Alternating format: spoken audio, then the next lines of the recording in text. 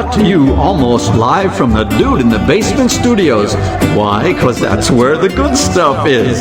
It's Sips, Suds, and Smokes with your smoking hosts, the good old boys.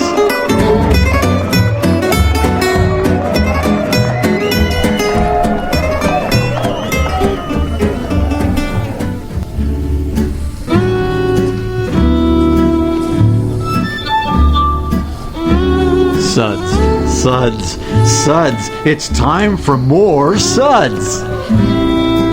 Is it time for sour or is it time for Suds? This is Sips, Suds, and Smokes. Welcome to this Suds episode where everything good in life is worth discussing. I am one of your hosts here today, good old boy Mike. Joining me here at the table, or good old gal Julieanna. Hi, everyone. Man, she sounds so peachy. Should give her another beer for sure already, right off the bat. Good old boy Dave is here at the table. Hey, how you doing, buddy? And good old boy Kendall. Really glad to be here. Thanks for inviting me. Absolutely. Kendall also has a blog you'll hear more about at the end of the show today. It's called Beer Makes 3. This Sip, Suds, and Smokes episode is sponsored by Peabody Wine and Beer Merchants. Taste it before you buy it and ship it at Peabody's. You can reach them at www.peabodyswineandbeer.com, where our Sud segments are all about beer, and more beer. Today's show is all about sour beer with lots of special guests. They're super special. But, Dave, you're just special, not a special guest. Ouch. We starting already? All right. Absolutely. Bring it. Kendall gets the honor of going over our Suds ratings for today. So, Kendall, listen, this is your first time reading these, and we have a long-standing tradition that everybody blows it the first time, man. So, the bar is high, buddy. The bar is high. I have a high measure of confidence that you can hit the bar of mediocrity, okay? Take it away, Kendall. We'll be tasting and discussing these beers and rating them with these Suds ratings, plus our signature belching sounds. Here are those ratings now. 1. That sucks. Give me anything but a bud. 2. Was that a belch? 3. What a relief. 4. A body should really not make that sound. And 5. Listen to that hang time. Give me another. Wow. Way too good. Way to screw up by not screwing up, buddy. Thank you. I wish we could smell this radio show and those belch ratings. Yeah, I definitely think that's the case. I've smelled it. It's not that good. It does smell really good in here, that's for sure. Well, like I mentioned earlier, this show is all about sour beers, but this is actually a new style of show for us. This is going to be part of a series on discussing sour beers in regional areas. This style of beer tends to be made in small quantities with lots of love and Dave, and they don't always enjoy a broad range of distributions. So these are not what I would describe as white whale status, because you can actually find these beers. A lot of them are actually distributed directly at a lot of the tap rooms and out of the breweries, or usually in very small, close proximity, to the breweries themselves. Many of our mail order partners have these beers in stock, so if you can't find them locally, and you can order mail order, that might be another choice for you as well. So here are the beers that we're going to actually talk about today. The first is going to be Yazoo Brewing, and we're going to get to hear from Brandon Jones, who is the brewer there. The two beers we're going to get to talk about are Indomitus Dolium and the Rogue. Batch 2 is the beer we're going to get to talk about from Yazoo. From Wicked Weed, we'll get to hear from Walt Dickinson, who is the head blender, as well as the Oblivion Sour Red and the Red Angel, the two beers we're going to talk about from there. And from Jester King out of Austin, Texas, Garrett Crowell is the head brewer there. We're going to talk about Petite Prince and Nocturn Chrysalis are the beers that we're going to get to talk about.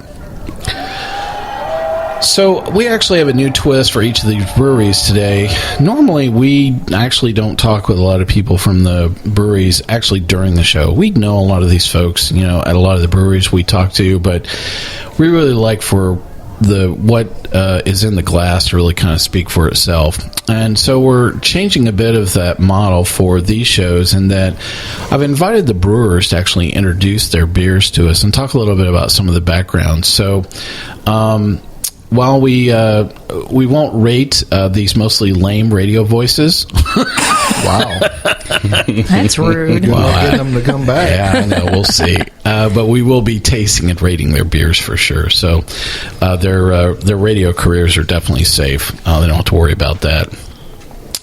Well, some really great stuff. We'll charge right into it. So up first is going to be Brandon Jones from Yazoo Brewing, and he'll be introducing the beers for us. Hey everybody, listening to Sips, Suds, and Smokes. This is Brandon Jones. I'm the funky brewer here at Yazoo Brewing Company, and I'm here to talk about two beers today from our Embrace the Funk line. The first one is our Deux Rouges, and the second one will be Indomitus Dolium.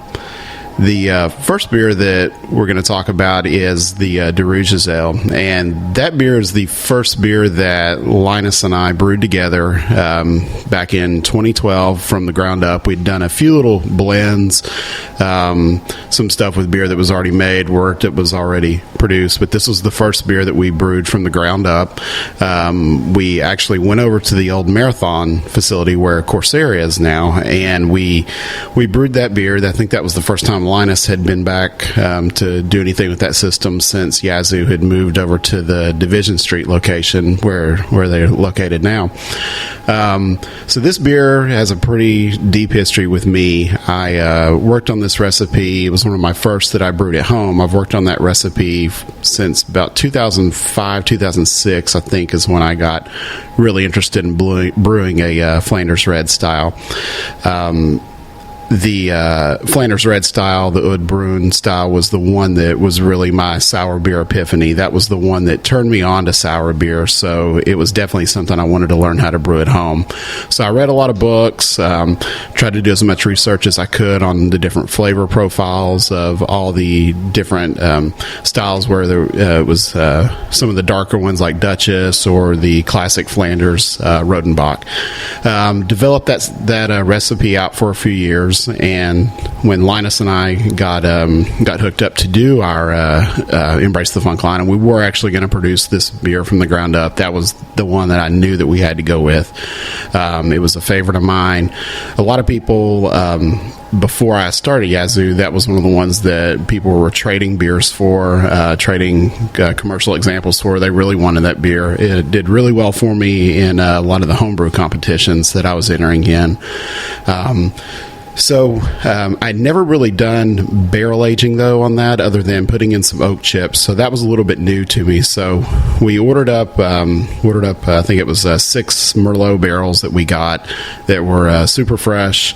Got them in, checked them out. I think I looked at the barrels every day for a couple of weeks until we were ready to brew. I was so excited. Once we got the batch brewed, brought it back over to Yazoo, fermented it upstairs in an area that would later become the Funk area at Division Street. So what we did is we took the beer out of this stainless container, put it into the barrels, and let that sit. I sampled it a few times. Had some good advice from my friend Troy Casey that he was at AC Golden at the time, just to not oversample. Don't oversample it. And so I tried to keep my hands off of it. A couple of months later, we tasted it again. I felt like it was getting ready. We let it sit a few more months, and then took our variations off of that. We ended up making a cherry version and a Grand Cru version because our fermenter at the time for that we had for the funky beers would only hold a certain amount of beer. So we had the proper amount of beer to go into it. Linus and I stood upstairs and pulled off samples. We, came with different blends that we liked, different proportions, and we finally ended up locking in the blend. And we released that one in January 2014. That was our first bottle release, was that batch 1. We went on to brew a batch 2, which we just released in 2015 that sold very well. People are really enjoying that. I'm more partial, I think, to actually batch 2. It was really closer to what my homebrew recipes were. I think it ended up pretty close to what I wanted to on that beer. One of the things I do like about that beer, and the changes that we kind of made on that, were definitely in the aroma of it. I did want to get in a little bit more of the cherry notes in there, some more raisin, some more plum, a little bit of perceived sweetness on the nose when you drink it, because it's going to be very sour on the finish, and especially with the Merlot barrels and the wine, you're going to get that acidity and that tannic dryness from the actual barrels and the oak. So the aroma definitely has a nice cherry and plum. I don't want to say fruitcake, but some of the characters you would smell and taste on fruitcake. The taste up front, some people get the sour up front. Myself, I get a little bit of raspberry and blackberry up front, and that really transitions back into the dark fruits and sour. There's a slight lemony character in the finish, but then I think the finish definitely goes right back to blackberry and plum with the oaky finish on it. Overall impression, I think, the beer to me hits exactly what the classic Flanders does on the aroma, the flavor. The thing that I really like about the beer is I don't like a whole lot of carbonation in my beer, so I kind of shoot for a little bit lower. When you do have acidic beer and sour beer, I don't think you need that extra carbonation in there to the carbonic acid to hit your tongue too. I really want you to taste more of the beer. So, this beer being very much a hybrid of a wine versus a beer, I think it does finish more like a red wine. On that, future plans, we're going to do this beer every year. I mean, this one was the first one. It's truly it's my baby of this one. I mean, I think I don't want to say it's my favorite. I think we brew all sorts of great beers, but it's a very special one. It's probably the best way to put it, because it was the first one that we brewed together. The base of that beer is also the beer for our award-winning Cherry Rouges version, which we won a bronze medal with at the Great American Beer Festival in 2014. So, the beer, you can change it up. It's a great blend to blend into other things. I've done that before, but it's something definitely we'll keep going with. I do like to reuse some of the barrels. We do buy fresh barrels for the other batches, but I do like to use the other barrels because the cultures are starting to get strong, and we're actually able to, I think we're going to start knocking down a month or two off of the fermentation time, which I think will help us out a lot in the long run and stability, and we're still getting all the character out of it that we want. All right, so the second beer that we're going to talk about is Indomitus Dolium. This is an interesting beer. It was a beer that we teamed up with my friend Skyler that owns Rocky Mountain Barrel Company. He is our barrel broker. And so Skyler and I had been talking about doing collaboration. We'd never heard about a brewer and barrel broker collaboration. You hear about brewery to brewery, brewery to restaurant, brewery to farmer type thing. We'd never heard about anybody doing that. So we thought that'd be kind of cool. So we got to talking about the different barrels. I typically like to design my beers around the micros I'm going to use and the barrels I'm going to get, and then build a recipe out from that instead of starting with a recipe and then sourcing those out. I'm really big into the barrel character. A lot of our beers do have a huge barrel presence in them, which is something I truly enjoy in them. But this beer, he and I talked about what would come available, what would be interesting, different, that really nobody had gotten at that point. And we came up with these 40 and 50-year-old cognac barrels. And he actually had to go over to Europe and go to the cooperage and help recoup some of them because these barrels they're gorgeous barrels, had a killer character to them, but the hoops needed to be redone. So he went over there for that, sent the barrels over to us. We brewed, what we came up with was a old ale, and one of the things I've liked about old ales is they can be, there are some sweet ones, but there are some that can be very dry and very clean and very balanced. And so what I tried to shoot for was more of a historic style old ale. You know, a lot of, back in the day, most things had probably a Brett character to it. And for them, it would have been an infection. For us, we're doing it on purpose to recreate that. There's a variation of Brettanomyces that was isolated from English stock ale barrels. So we were able to get that variation of Brettanomyces. One of the yeast used here at Yazoo is an English yeast, so we ended up using the house English ale yeast here. Fermented the beer very low. I think I fermented it at 58 to 60 degrees, just so we could really, I knew a beer, 10.5% beer that's going into a barrel with spirits. I did not want this to be a booze bomb at all. So, lucky for us, we had some yeast that was just screaming angry. I think it was third or fourth generation at that point, so it was ready to go. So we fermented the beer, primary in stainless. Once we took it into the barrels, that's when I added the Brett, and it aged. I think we aged it about 6 months in the cognac barrels. The beer turned out, I think it was really nice. I heard one review said this shouldn't work, but it does, and that made me really happy because if you're making beers that people have already tasted, then you're probably not doing much interesting stuff. So that's what we were trying to do, was shoot for something extremely interesting with this. Aroma, again, in this one, I think you are going to get from the darker malts that we used in there, and part of the Brettanomyces will give you a cherry up front, a cherry nose with toffee and caramel in the nose. You will get a little bit of some nutty sweetness in the smell from the cognac. If you ever had the Tesseron cognac, you will know, you will be able to tell the difference in the cognac. So yeah, that one definitely has a distinct nose on it. The taste, yeah, it definitely is smooth. That's what I wanted to go for. The smoothness is up front. There's a lot of people say this just does not drink like a 10.5% beer, which I guess can be good or it could be dangerous if you got a few bottles sitting in front of you. It could make for a fun night.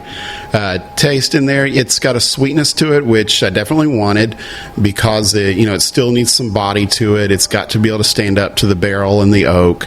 So the sweetness in there, caramel, toffee, again, carries on through from the aroma. The cognac comes in. We've got two different blends of this. The one that we're sampling today is the blend 2, which was actually a blend of 2 barrels, which is the second release of this. The previous one was a blend of 4 different barrels. So this one I think has more cognac character to it. Overall impressions, I believe that this beer is a really good example of what an aged old ale would be. If the stock ales were pulled out of the cellars back 150 years ago, and they did develop that funky character to them, I do believe this is probably a pretty close historical representation of the beer, with the twist being the cognac in the beer.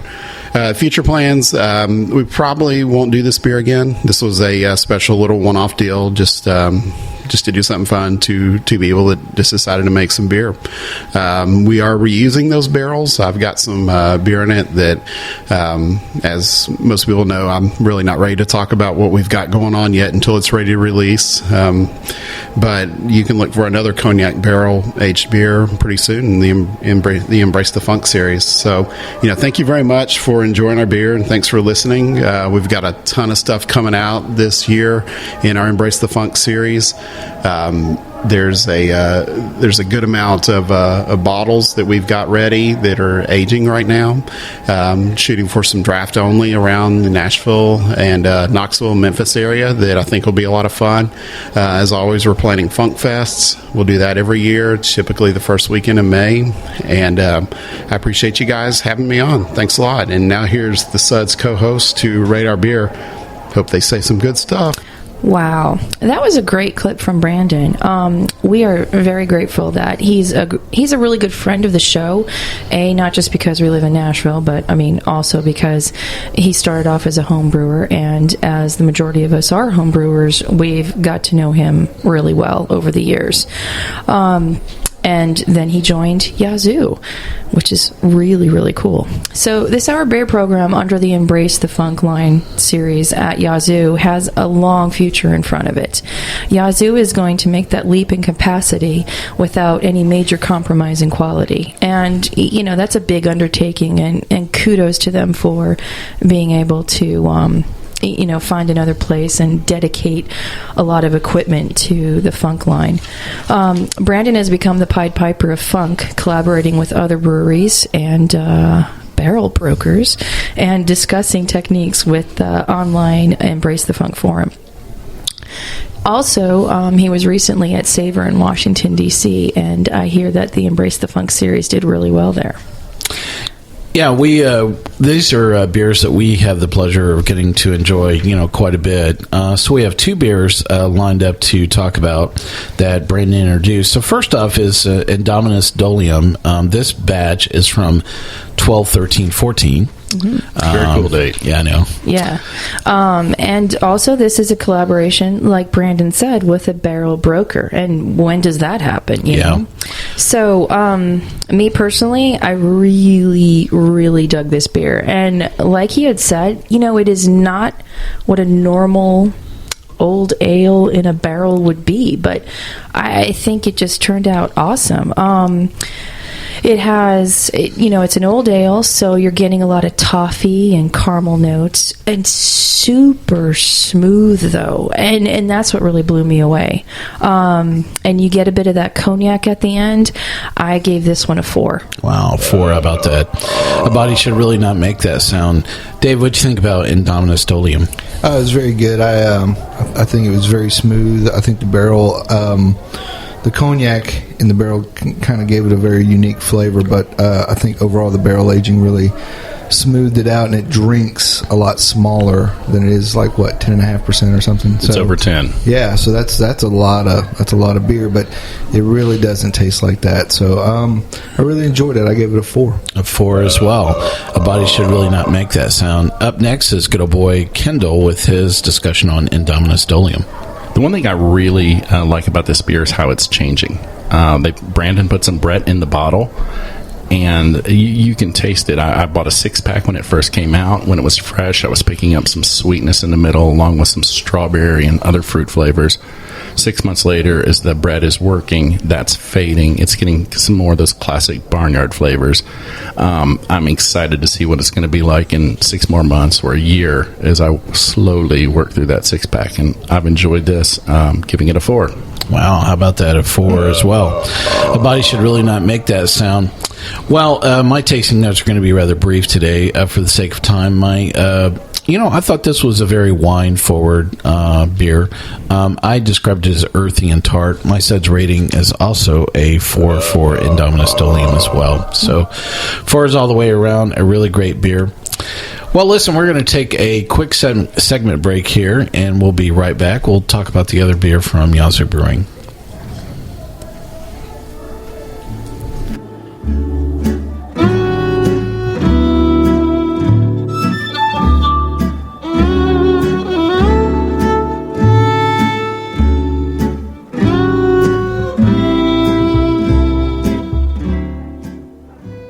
Hey, welcome back to Sips, Suds, and Smokes. Today on this Suds episode, we are having the Sours of the South, featuring beers from 3 different breweries, Yazoo Brewing, Wicked Weed, as well as Jester King, of the 3 breweries that we're talking about today. And you're getting to hear from each of the brewers themselves. We're talking about the other beer from Yazoo Brewing. The next beer we're going to talk about is Deux. This is batch 2. Julieanna, what are you taking notes on this beer? It's a beautiful Flanders red. Point taken. Nice light carbonation. It's not overly sour. It's got this great red wine flavor. It's oaky, and it's sour enough just to hit the corners of your jaw and make them happy, if that makes any sense. Mm-hmm. But I thought this was a great interpretation, and it's gotten sweeter as it's warmed up too, which I think is really nice. Mm-hmm. I love you, Brandon. I'm giving it a 4. How about that? A body should really not make that sound. Good old boy Dave, what do you think about Deux Batch 2 from Yazoo Brewing? Well, Julieanna said all the stuff I was going to say, so Neener. I will just say that I liked it, and I gave it a 4. A 4 as well. How about that? A body should really not make that sound. Well, good old boy Kendall, you have something a bit more enlightening to say about Drogue Batch 2 from Yazoo Brewing. Won't take much. Everything David said, but I think that's as brief as Davis ever has been. I wrote down it's tart all the way through. So there's some sour beers you get the tart in the beginning and the aroma in the end. This one you can smell it. It hits you at the beginning, through the middle, and then it kind of lingers. And I really enjoy the tartness of it, giving it a 4. A 4 as well. A body should really not make that sound. Well, my brief tasting notes on Drogue Batch 2 are bright and tart. You know, if I think about the reference standard for Flanders, for me, it's Monk's Cafe. Sure. And so I tend to, my palate tends to align with that. And I think it's the extreme tartness of this, the bright element that really kind of catches up with me. This is a bit brighter than Batch 1, I think. But it is. Still, it's great. And I really look forward to tasting how this evolves over time. Both this batch and the bottle, as well as the future blendings, that will come about, for this. So I think this will be a great beer. You'll taste it 10 years from now. I have confidence this is something that Brandon will keep coming back to as well. So that covers the beers from Yazoo Brewing. Up next, we're going to talk about beers from Wicked Weed. So here's Walt Dickinson from Wicked Weed introducing his beers for us. Hello, all you listeners out there to Sips, Suds, and Smokes. This is Walt Dickinson. I'm head blender, one of the owners at Wicked Weed Brewing in Asheville, North Carolina.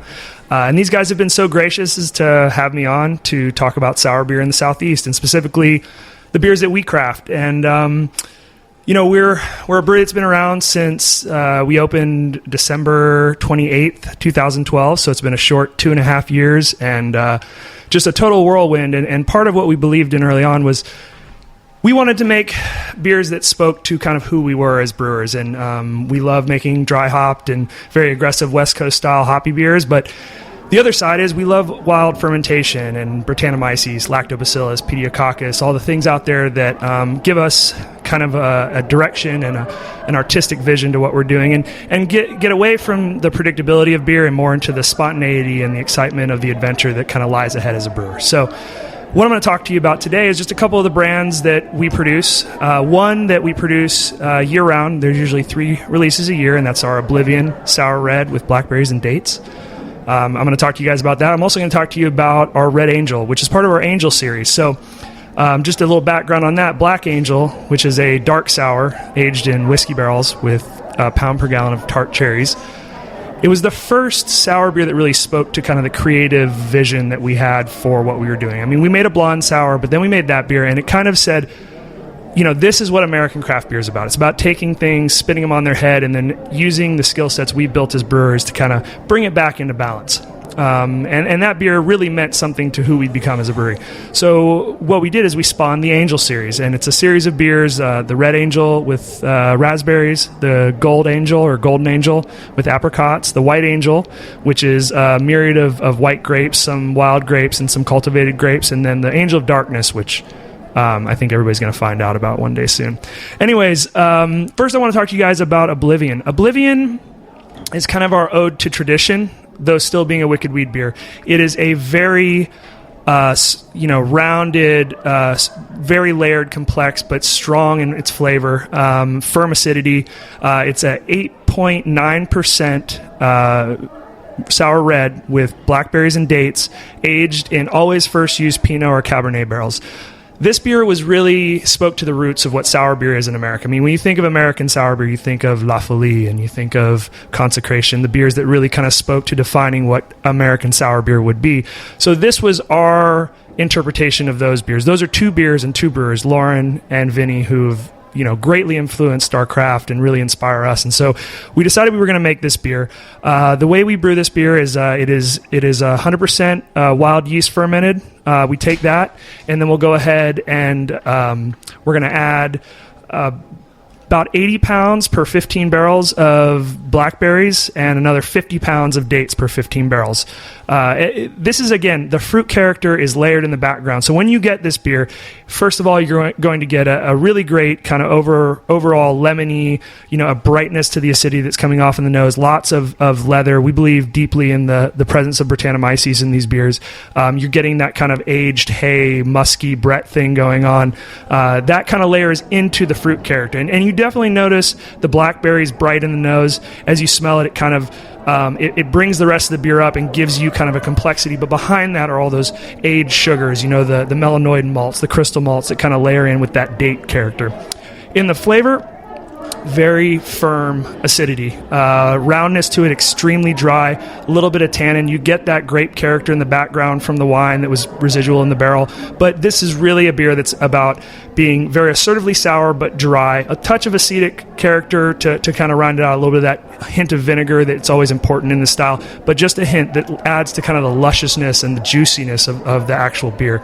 It's a really special beer, one of the ones that kind of sticks out in our profile and something that we believe is just part of what you should have in your program if you're going to make sour beer.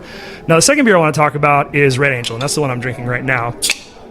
This beer is kind of, it's been the culmination of a lot of what we've learned over the last, 2.5 years in our barrel program. So we're really excited to see where we go in the future, but right now we've kind of built all these tools, right? And those tools allow us to make different things. And what we did is we wanted to take a beer and really pay a little bit of homage to the lambic style, the framboise or the creek, and this very fruit-forward beer, but at the same time, uniquely American. So we took a beer, 100% Brett, fermented it, go into puncheons. So these are larger oak barrels. They're 500-liter, large vats. Those age in that for somewhere in the 8 to 10 month range. At that point, the entire time it sat in those large puncheons, it's been sitting on 1.5 pounds per gallon of raspberries. Once it's finished aging on those raspberries and we have the acidity we want and the Brett's kind of come out and we've got the complexity, it's a well-developed beer, we go ahead and we pull it out of that, and then we run those same barrels, we blend them back into stainless steel. And once we go into the stainless steel, we add another 1.5 pounds of raspberries per gallon. What that allows us to do is it gives us this long-term layered complexity of the raspberry character, all of the funk and all of the things that we're going to draw out of the Brettanomyces and the lacto in our house culture. And then we're able to kind of inject it with a brightness of fruit character, a freshness of fruit character. So as it re-ferments on all of those fresh raspberries, and these are local raspberries for the most part, almost all organic. And as it re-ferments on those, we blanket it with CO2, so we're keeping oxygen out, and we're really just getting that brightness, that moment of when you pick, a fresh berry off the vine and you bite into it, and that juicy explosion in your mouth. All of that finished by a very dry, clean acidity. Again, none of these beers are sweet. Extremely dry. That's kind of the mantra at Wicked Weed, is a balanced, dry, acidic beer that is, thirst-quenching and quaffable.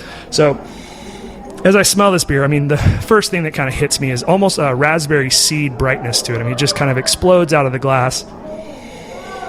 You get that stereotypical Brett thing. It's very important that that's in the background because it's really the glue that ties all these things together, because at a certain point, if you're just fruity and acidic, it lacks complexity. It's the layering of the Brett characters that actually, I think, pull the fruit character into kind of a new realm where you can have a very complex, expressive fruit character to a beer without it being, without it just being one note. And so as that Brett develops and kind of backs up all that bright fruit character, but again, in the nose, there's no doubt you are just getting a face full of raspberries.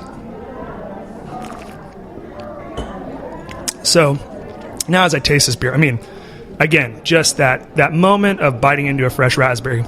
I can almost taste the lemony kind of seed thing, a little bit of tannin in the back, but just that overwhelming raspberry character. A little bit of funk kind of hanging around the sides. Again, that little bit of leatheriness, but really it finishes so dry, so quenching, and just really drives me back to the beer and makes me want to take another sip. And as I move through, sip by sip, I kind of layer into more complexity. My palate adjusts to one side. I find another nuance of the beer. And I think that's the beauty of these beers and why they're special. So anyways, those are 2 beers we make. I hope that you get a chance to try them. We're only in North Carolina right now, but we are filling a lot of barrels. We've got about 800 barrels that are filled in the program right now, plus a fooder. And we look forward to filling many more. And so please come visit us in Asheville. And if you can't get our sour beer, please try somebody else's, because sour beer is a really beautiful craft that is, evolving in the U.S., and we're excited to be a part of it. Anyways, thank you guys so much for listening to me babble on about these beers I love so much. We got a lot more coming down the pipeline. Again, we're always trying to do something new and unique. But now I'm going to go ahead and hand it back over to the guys at the Suds. They're going to rate this beer. I hope they like it as much as we do. I think we're pretty hard on our beer, so if it makes it out the door, I think these guys will like it. But there's nothing like a truth teller to put you back in your place, so we'll see how it goes. Even in this short span of time, Wicked Weed has created not only a stellar line of sour beers, but an awesome location to showcase these beers. Love hanging out at the Funkatorium. It showcases Wicked Weed's sour beers in a separate from their other location. I think Brendan probably cringes every time he hears that and did not think of that name himself first. So we're going to have to come up with something else for the Nashville Funk place. But I love the passion in Walt's explanation. Oblivion has been around for a while, but the Angel series is a whole new experiment. Many of us were fortunate to try this brewery the only release at the Embrace the Funk Festival, and we've been enjoying more of the Angel series at the Funk Asheville Festival.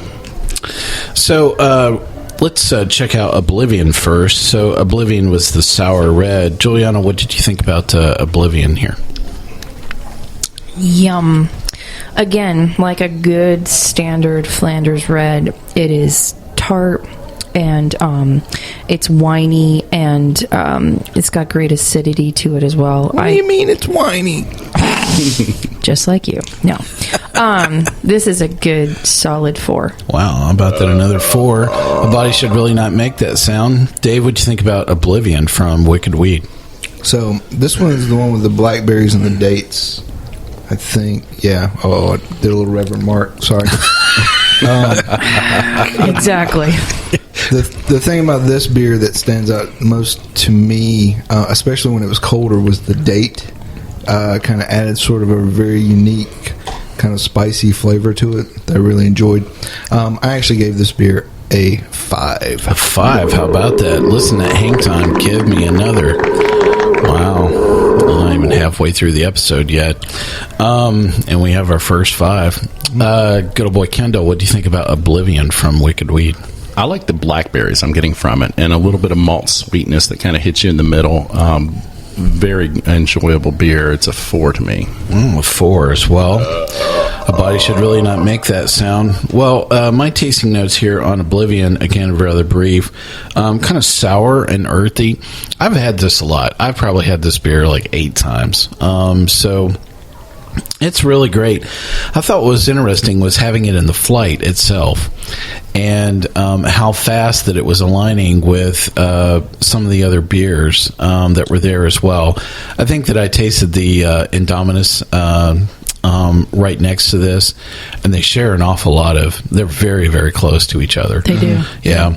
And I think it's that earthiness quality that is literally the same. I think that I wrote that one was sour and the other one was tart.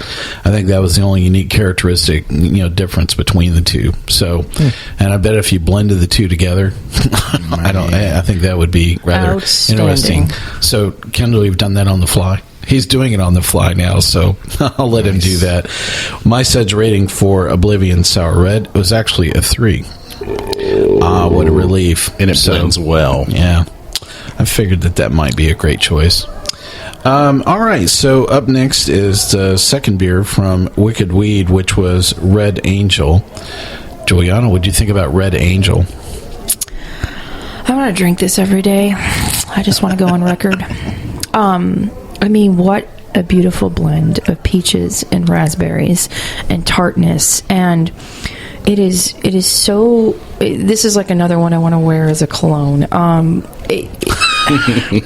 No, it's got this. I mean, it's Weller 12 Red Angel. That would be an interesting date. Don't get pulled over. Yeah, really. No, ma'am, I smell alcohol in your breath. I have no alcohol on my breath. It's actually on my neck and my shoulder. behind each ear. It's just so, and I also need to make a jam out of this. I really do. But Start a whole line. Yeah, really. Sour jams. I'm giving this a 5. Wow, a 5 for the Red Angel. Listen to that hang time. Give me another. Dave, what do you think about Red Angel from Wicked Weed? Well, I think in the intro he said something along the lines of face full of raspberries. Yeah, that's what it is. Especially when it was a little bit colder and we first tasted it. It was a full frontal raspberry assault, and it was awesome. I know you really enjoy raspberry beers, Mike. But I really love the flavor of raspberries, and I think that with that tartness and the tart and sweet mix of the raspberry, which is so cool, blended well with the red wine barrels, and just made this beer outstanding and very complex. I also gave it a 5. Wow, a 5 as well. Listen, at hang time, give me another. Good boy Kendall, what do you think about Red Angel from Wicked Weed? I think this is one of my favorite ones of the flight, and it goes back to my childhood. I used to love, there was a raspberry lemon Kool-Aid, and this takes me back to those memories of being a kid, and there's so many great citrusy raspberry flavors in this that it's like the Kool-Aid for grown-ups, and I'm giving it a 5. Wow, a 5 as well. Thought for a second you were going to say you used to drink sour beers when you were a kid. At that point, I would want to know his hometown. Yeah, it's a whole nother show. When I was growing up, we had to have Dad made us drink a sour beer every day. Well, I think it's the first time I've heard anybody use the word Kool-Aid, rating a beer, and at the same time giving it a 5. So I applaud the real stretch of the tasting notes there for sure. Childhood nostalgia. Yeah, I love that. I'm just waiting for the Kool-Aid guy to come through the wall and examine. Yeah. So my tasting notes on Red Angel, again, very brief. Hello, raspberry. So Dave is right. I am not a raspberry beer fan. For any of you that listen to any of the Valentine's Day shows we've done, especially the one that was all raspberries, I definitely had to grin and bear my way through that. But I will say that I thought that this got better as it warmed up. Yeah. For me, the raspberries kind of became a bit more tame. Mm-hmm. If that's a real way of describing it, or approachable. The heavy, tartness element just kind of softened a bit, maybe as it warmed up. So keeping in mind, I'm not a raspberry fan lover. I still gave this a 3, a solid 3, by the way. What a relief. All right, so we've had 2 of the 3 breweries so far. We'll be right back after this break.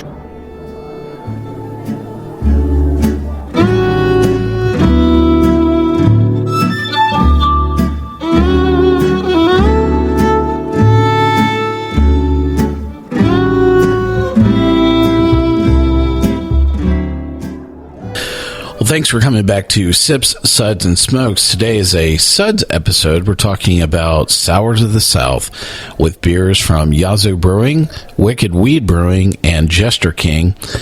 Up next, we're going to talk about beers from Jester King.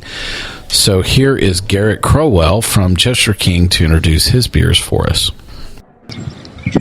Hi, this is Garrett Crowell, head brewer of Jester King Brewery outside of Austin, Texas. We're a small farmhouse brewery located on a working ranch on the outskirts of Austin.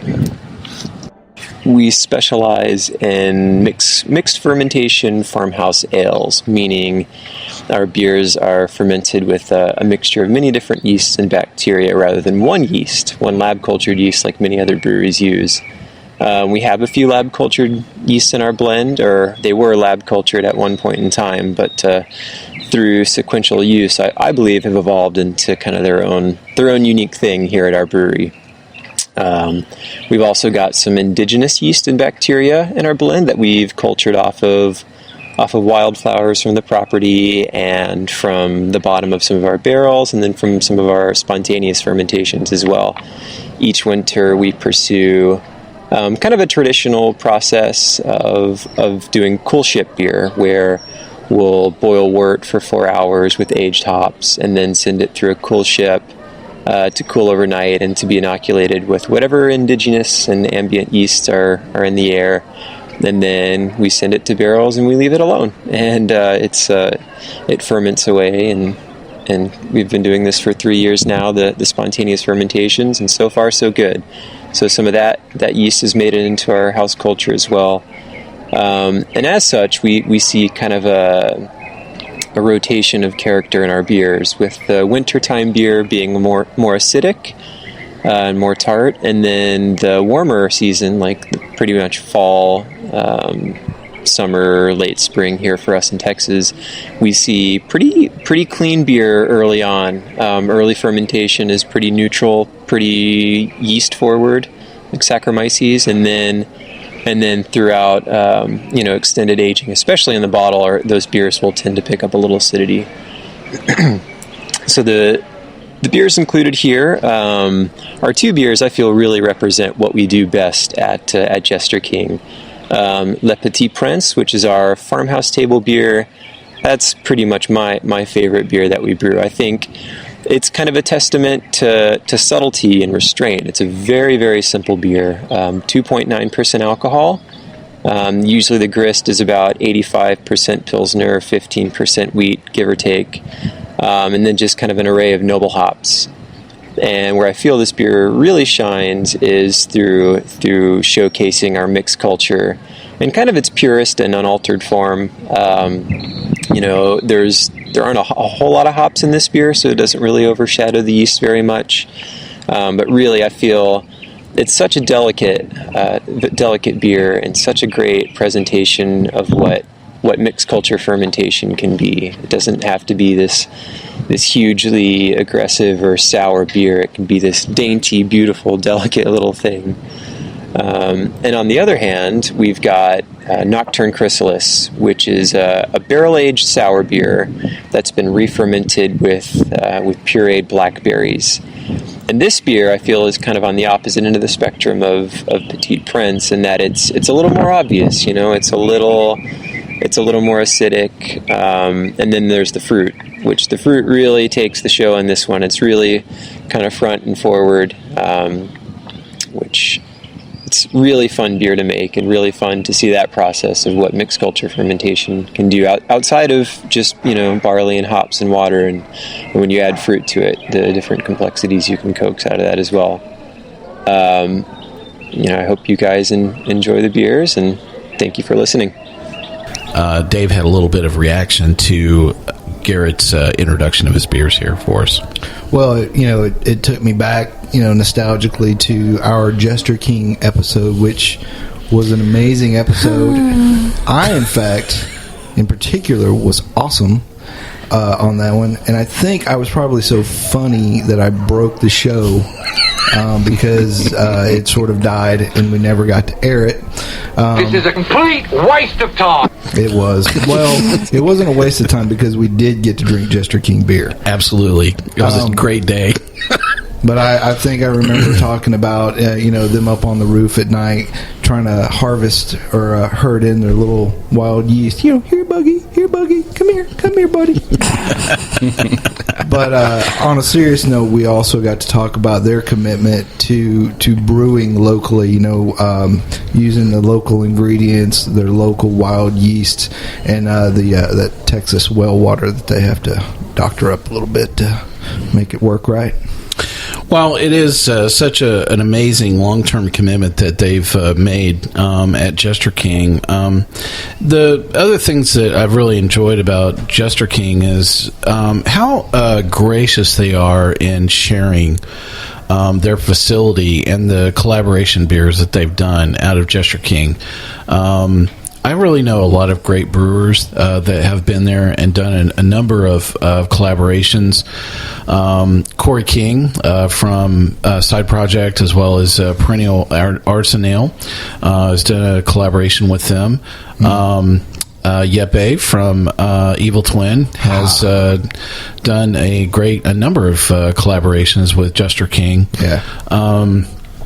So they really have collaborated with other Funkmeisters. Well, they also, there's kind of a big thing now, and it's not brand new, but a lot of breweries are sharing recipes and putting them out for home brewers to be able to do. And Jester King really got on board with that early on too. So that was cool. Well, let's talk about the two beers that they shared with us. So I really appreciate Garrett's introduction. The first is La Petite Prince. Julieanna, what do you think about La Petite Prince? Classic, farmhouse, barnyard, grassy, yum. Suds 4. Wow, how about that? That's rather brief. Body should really not make that sound. Dave, what do you think about this Texas classic La Petite Prince? Well, to use a popular Mikeism, got a lot of barn house in that. So, definitely a classic to style, low alcohol, very crisp and refreshing. I give it a 4 as well. A 4 as well. Body should really not make that sound. And good old boy Kendall, what do you think about La Petite Prince? Very drinkable farmhouse ale. I could put away quite a bit of this. I will say the label kind of freaks me out. Those big eyes, but I can overlook the label because this beer is delicious. 4. A 4, how about that? A body should really not make that sound as well. My tasting notes for La Petite Prince. I wrote down pleasing, approachable. This is the funk on-ramp. I really think that if there were somebody in my house that they would say, I've never had a sour beer before. Can you introduce it? One of those.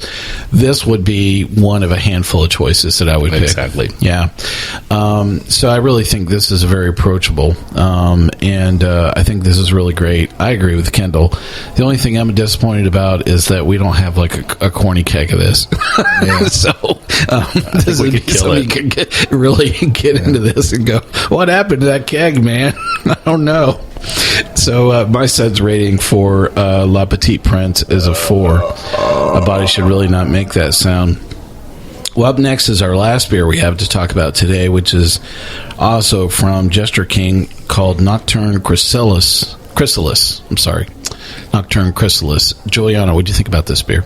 And just a note, the Nocturn Chrysalis is a blackberry from Oglesby, Texas, which they've utilized in this beer. And what a beautiful beer it is. The nose is so sweet. It's like blackberry jam. And then as you taste it, as it warms up, it just gets funkier and more blackberry. And I need to make a jam out of this. I love it. This is a good 4. A good 4. A body should really not make that sound. Dave, what do you think about Nocturn Chrysalis from Jester King? So this was, we had a lot of great beers in this flight. This was, to me, my favorite by far. I think this is probably one of the best beers I've ever had. Thank you for getting it. And Garrett, if you're listening, please email me some instructions on how I can make it, or just send me a couple bottles or cases. Definitely. Yeah. No, but it's from the aroma through the mouthfeel, and the blackberry is just amazing how much that flavor comes out, and it's not overwhelming. It's everything is so well balanced in it. That's the best part. This beer is amazing. If there was a Suds rating of 12, I would give it that. It'd probably sound like a cowbell, but I will give it a 5. Sorry. Glad we got the cowbell in there somehow today. Had to be done. Listen to Hang Time. Give me another. Good old boy Kendall, what do you think about Nocturn Chrysalis from Jester King? This was one of my favorites today, and I know I said the Red Angel was my favorite, so this is my other favorite.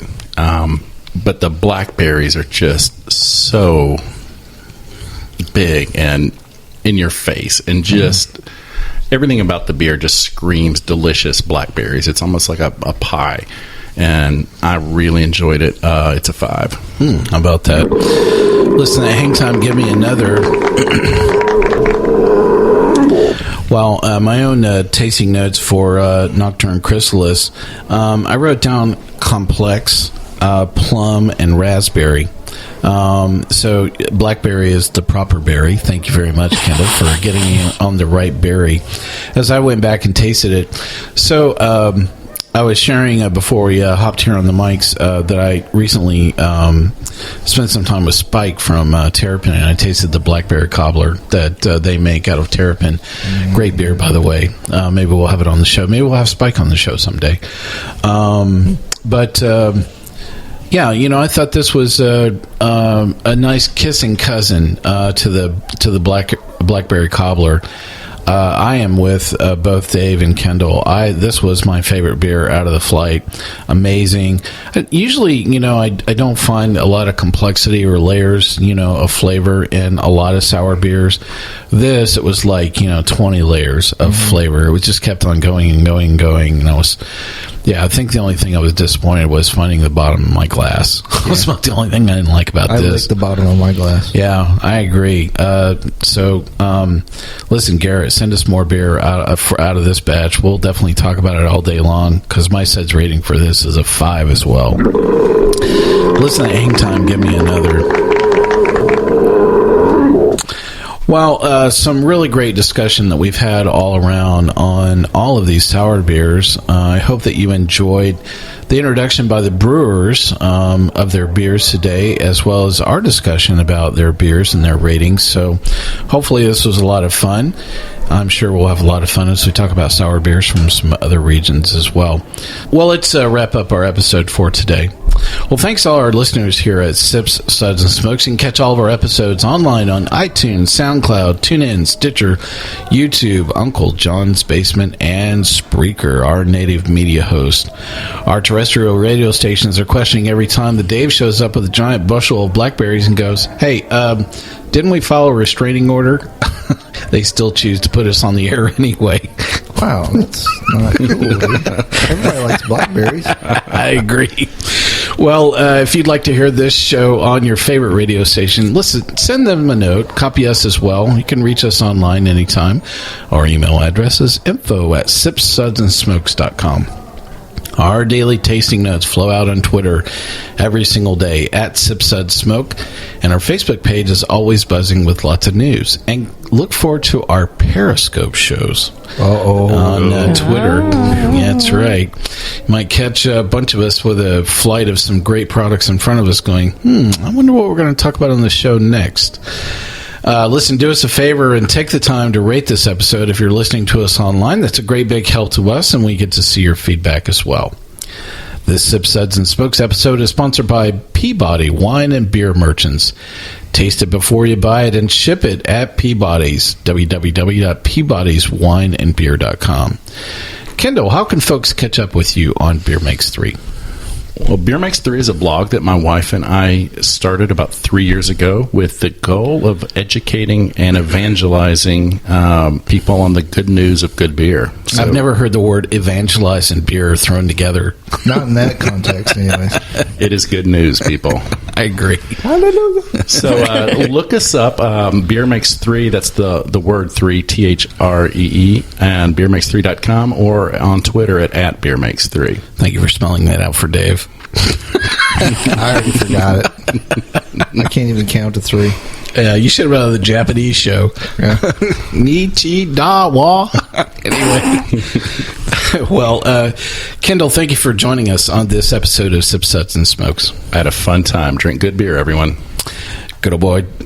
Good old gal Julieanna, thank you for joining me. I almost did it. Good old gal Julieanna, thank you for joining us on this episode. Just because I'm wearing a Hawks jersey doesn't mean that I've turned into a boy. And by the way, listeners, I need a hobby now or something to do this summer now that hockey's over. Good old boy Dave. See, I almost flipped it around just for you. Thank you for being here. I don't even know how to follow that. Send me an email at leavethecorkin@sipsudsmokes.com. Thank you, all of our listeners, for joining us once again. I'll ask you to come back and join us. This is good old boy Mike asking you to keep on sipping.